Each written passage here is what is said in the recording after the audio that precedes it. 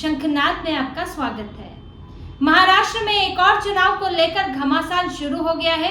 MLC के चुनाव यानी कि विधान परिषद के चुनाव, जिसमें उद्धव ठाकरे को अपने लिए गोल गोल अंडा नजर आ रहा है। कांग्रेस जैसे तैसे कुछ सीटें पाने की कोशिश कर रही है।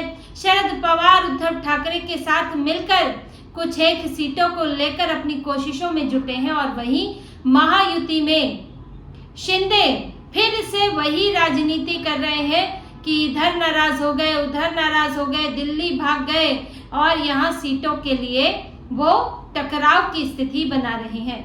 एमएलसी की सीटें हैं 17 सीटें हैं, जिनमें से अभी 7 सीटें बीजेपी के पास है, 5 सीटें शिवसेना के पास है, 3 एनसीपी के पास और 2 कांग्रेस के पास। ये पुरानी स्थितियां हैं जब न शिवसेना अलग हुई थी न एनसीपी टूटी थी, तो तब उस समय की ये सीटें हैं और वो उस समय के स्थानीय निकाय चुनाव के हिसाब से हैं। लेकिन अब इन सीटों में बड़ा फेरबदल होने वाला है। 17 सीटों में सबसे ज्यादा बेहतर स्थिति में इस वक्त बीजेपी है, क्योंकि इन सीटों पर जो मतदान होना है वो मतदान आम लोग नहीं करेंगे, वो मतदान विधायक नहीं करेंगे, वो मतदान होगा स्थानीय स्तर के जो नेता हैं, जो सदस्य हैं, वो करेंगे। स्थानीय निकाय चुनाव में जो चुने गए हैं, जैसे कि नगर पालिका के सदस्य, नगर परिषद के, जिला परिषद के, पंचायत के सदस्य, जिनके अभी हाल में जनवरी में चुनाव हुए थे, वो जो चुने गए थे वो अब इसमें वोट डालेंगे और 17 विधान परिषद के लिए एमएलसी चुनेंगे। 1/3 सदस्य इसमें स्थानीय निकाय द्वारा चुने जाते हैं। इसमें अलग अलग तरह से चुनाव होता है, कुछ गवर्नर चुनते हैं, कुछ सीटों पर विधायक चुनते हैं, इसमें जो है वो स्थानीय निकाय के सदस्य चुनेंगे। लेकिन अब इसके लिए आपके पास स्थानीय निकाय के सदस्य होने भी चाहिए, और वो किस आधार पर तय हुए, जो अभी जनवरी में चुनाव हुआ था। और इन चुनाव में क्या हुआ ये सबके सामने है, कैसे उद्धव ठाकरे खाली हाथ रह गए, एनसीपी एसपी तड़पते रह गई और कांग्रेस का नगर परिषद पंचायत में सुपड़ा साफ हो गया। इसमें सबसे बेहतरीन प्रदर्शन बीजेपी का था, उसके बाद शिंदे का था। अब जितने सदस्य आपके पास स्थानीय निकाय में होंगे उतने ही आपको वोट डालेंगे। इन चुनाव के नतीजे आप देखिए, 29 नगर निगमों में से 25 महायुति ने जीती थी। कुल सीटें 2869 थी। भाजपा को 1425 सीटें मिली या लगभग आधी सीटें मिल गई।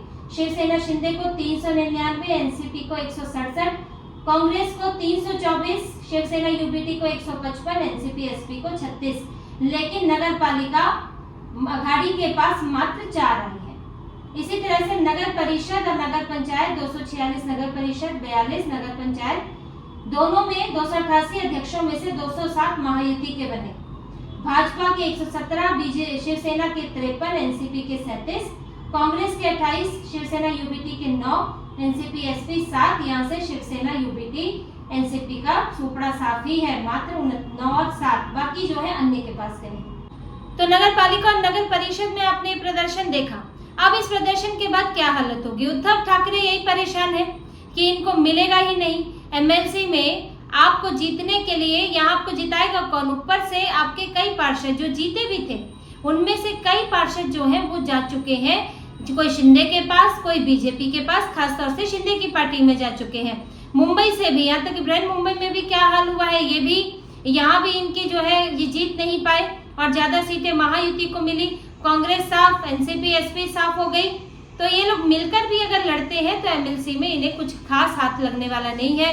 कांग्रेस 7 सीटों पर विचार कर रही है, यानी कि 10 सीटें जो है 5-5 के लिए, या फिर अपना जो भी समीकरण बनाए उद्धव ठाकरे और शरद पवार, तो इनके बीच बट जाएंगी। लेकिन आप इसमें बैठ के करोगे भी क्या, क्योंकि आपको वोट डालने के लिए होंगे नहीं, तो बहुत मुश्किल है कि इनके हाथ में कोई सीट आ पाएगी। इसलिए झगड़ा भी नहीं चल रहा है ज्यादा, क्योंकि निराशा छाई हुई है कि कुछ हाथ नहीं लगेगा। जो इनके पास पहले शिवसेना रहते हुए जब ये एकजुट थे तो उनके पास 5 सीटें थी, कम नहीं थी। 7 सीटें बीजेपी के पास, 5 इनके पास थी। लेकिन अब इनकी हालत ये हो जाएगी कि इनको 0 सीटें मिलेंगी, इनके पास जीतने के लिए नहीं है। तो इसको लेकर एक अलग तरह की परेशानी है कि अब इन चुनाव में एक और हार का सामना करना पड़ेगा उद्धव ठाकरे को। वैसे ही इनकी पार्टी से जो पार्टी है खाली होती जा रही है, लगातार इस्तीफे हो रहे हैं। 250 नेता कार्यकर्ता एक साथ इस्तीफा दे देते हैं, कहीं से 500 इस्तीफा दे देते हैं। संगठन खाली होने की स्थिति में है, यानी कि आपके जिला अधिकारी जा रहे हैं, आपके अन्य पदाधिकारी जा रहे हैं, उनके साथ उनके कार्यकर्ता जा रहे हैं, तो आपके पास गली मोहल्ले में काम करने वाला बचेगा कौन? आपको कभी रैली के लिए जरूरत होगी लोगों की तो कोई लाने वाला नहीं बचेगा, पैसे देकर लाने वाला नहीं बचेगा। एक तो होता है ना कि मोबिलाइज करना लोगों को, आप जो है अपने नेता के लिए उन्हें इकट्ठा करते हैं, उनमें जोश भरते हैं, लेकिन कई बार पैसे देकर भी लाया जाता है, तो उसके लिए भी तो लोग चाहिए। तो यहाँ तो हालत ये हो गई है कि आपको कहीं आगे चलकर बूथ के लिए आपको बूथ एजेंट नहीं मिलेगा। ये स्थिति शिवसेना यूबीटी की हो चुकी है। वहीं इनके सांसद भी अपनी अपनी धुन में है। संजय जाधव हो गए, संजय पाटिल हो गए, नागेश अष्टीकर हो गए, सब अपनी अपनी स्थितियों में है कि मुलाकातें कर रहे हैं, बातचीत चल रही है, कार्यक्रमों में जा रहे हैं बीजेपी के, महायुति के। अब उद्धव ठाकरे के हाथ में कुछ है ही नहीं सिवाय परेशान होने के, सिवाय बीजेपी के खिलाफ बयान देने के। अब इस बीच में एमएलसी जो इनके पास थी कुछ, वो भी हाथ से निकल रही है। वहीं इन चुनाव में महायुति के बीच भी खटपट देखने को मिल रही है। एकनाथ शिंदे फिर वही सुर आलाप रहे हैं जो वो हमेशा उनका रहता है जब भी कोई चुनाव आता है। पहले विधानसभा की सीटों को लेकर उनका इस तरह से उनकी स्थितियां रही थी, नाराज दिखे थे। फिर बीएमसी की सीटों को लेकर नाराज दिखे थे। फिर बीएमसी में हमें डिप्टी मेयर चाहिए, मेयर चाहिए, इसके लिए वो नाराज दिखे थे। अब फिर से उनकी वही स्थिति हो गई है। हालांकि हर बार उनकी नाराजगी का फायदा कुछ होता नहीं है, उन्हें वही घुमा फिरा के चीजें मिलती है जो उनको दी जा रही होती है, लेकिन उन्हें बार बार जो है अपनी नाराजगी दिखानी होती है। यही इस बार हुआ। बीजेपी ने 12 सीटों पर अपना दावा कर दिया। अब एकनाथ शिंदे कह रहे हैं कि नहीं मुझे तो 7 सीटें चाहिए। वहां से एनसीपी भी कह रही है जी मुझे 3 सीटें चाहिए। अब इसमें अगर बहुत कम होकर भी तो बीजेपी फॉर्मूला दे रही है 11 + 4 + 2 का, यानी कि 11 हमारी, 4 शिंदे की और 2 जो है वो एनसीपी एसपी ले ले तो 17 हो गई। लेकिन शिंदे अड़े हुए हैं कि 7 नहीं तो कम से कम 5 तो मुझे चाहिए ही। अब इसके लिए दिल्ली भी हुआ है, दिल्ली में भी इस बात की भी चर्चा की थी उन्होंने। यहाँ भी इनका जो है देवेंद्र फडणवीस के साथ भी इनकी बैठक हुई थी। इन्होंने उसमें जो है बार्गेन नेगोशिएट करने की कोशिश की, लेकिन देवेंद्र फडणवीस माने नहीं। देवेंद्र फडणवीस ने वही कहा कि हमारी पार्टी सबसे अच्छी स्थिति में है। आप देखिए कि इनकी क्या परफॉर्मेंस इनका रहा है। आधे से ज्यादा सीटें नगर पालिका में है और नगर परिषद और जिला परिषद में 117 पर इनके जो है 288 में से 117 पर इनके अध्यक्ष हैं। तो कोई तो आसपास भी नहीं ठहर रहा है। आधी से ज्यादा इनका परफॉर्मेंस है। तो फिर अगर उसमें ये 17 में से 11 सीटें 12 सीटें मांग रहे हैं तो इनको लगता है कि हम तो कोई गलत नहीं मांग रहे, हमारी क्षमता है उतनी जीतने की, तो इसलिए हम ये सीटें मांग रहे हैं। लेकिन एकनाथ शिंदे को तो वही देखिए, वो धीरे धीरे ना ये उनके अंदर कभी कभी उद्धव ठाकरे जाग जाता है जो ना, मैं बड़ा भाई बनना है, बड़ा भाई बनना है। बड़ा भाई बन के उद्धव ठाकरे कहीं के भाई नहीं रहे। ये हाल उनका हो गया है कांग्रेस और शरद पवार के साथ कि उनको 2m दर्जे, क्या कह सकते हैं, तीसरे दर्जे पे लाकर रख दिया। वहाँ कांग्रेस और शरद पवार गुट बना लेते हैं, उद्धव ठाकरे ऐसे ही रह जाते हैं। फिर उन्हें गिड़गिड़ाना पड़ता है, बार बार फोन करना पड़ता है। अभी अंबादास दानवे के लिए उन्हें कांग्रेस को दिन में 3-3, 4-4 बार फोन करना पड़ा। कभी खड़गे से बात हो रही है, कभी वेणुगोपाल से बात हो रही है, कभी कहीं बात हो रही है। तो किसी तरह से अंबादास दानवे के लिए ये समर्थन हासिल कर पाए। तो इनकी स्थिति तो ऐसी खराब कर दी। अब शिंदे भी अगर इसी राह पर चलेंगे तो उनको भी सोच लेना चाहिए। वो बार बार टकराव की स्थितियां पैदा करते हैं, जबकि उन्हें मालूम है और मालूम होना भी चाहिए कि बीजेपी उनके बिना भी सरकार चला सकती है। बीजेपी को जो बहुमत मिला है, 132 का बहुमत मिला है, और बहुमत नहीं कहेंगे लेकिन बहुमत के करीब बीजेपी है, और उसको मात्र 12-13 और चाहिए, जो कोई मुश्किल नहीं है इसमें। जो इस वक्त महाराष्ट्र की स्थितियां, उद्धव ठाकरे के आने को तैयार बैठे हैं, वहां से एनसीपी के आने को तैयार बैठे हैं, कांग्रेस के आने को तैयार बैठे हैं, बात तो लेने की है।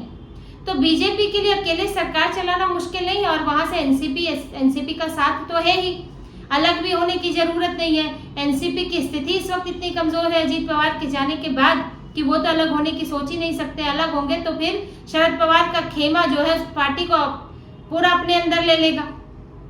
तो एकनाथ शिंदे को मालूम है कि बीजेपी को उनकी उतनी जरूरत नहीं है जितनी उन्हें बीजेपी को जरूरत है। आज उनकी पार्टी में लगातार उद्धव ठाकरे के नेता क्यों आ रहे हैं, क्यों पार्षद आ रहे हैं, उसकी बड़ी वजह है कि वो सत्ता में है, वो बीजेपी के साथ है। सबको लगता है कि सत्ता के साथ चलो तो अच्छा रहेगा, लेकिन अभी नहीं, सत्ता जो है सुहा नहीं रही है, और बार बार ये टकराव पैदा करते हैं छोटी से छोटी चीजों पर। लेकिन देवेंद्र फडणवीस ने इस बार भी उनको स्पष्ट किया कि बीजेपी का अंतिम ऑफर है 11+4+2 का। अब आप इस पर जो है तैयार होते हैं तो ठीक है, नहीं तो फिर आपकी मर्जी है।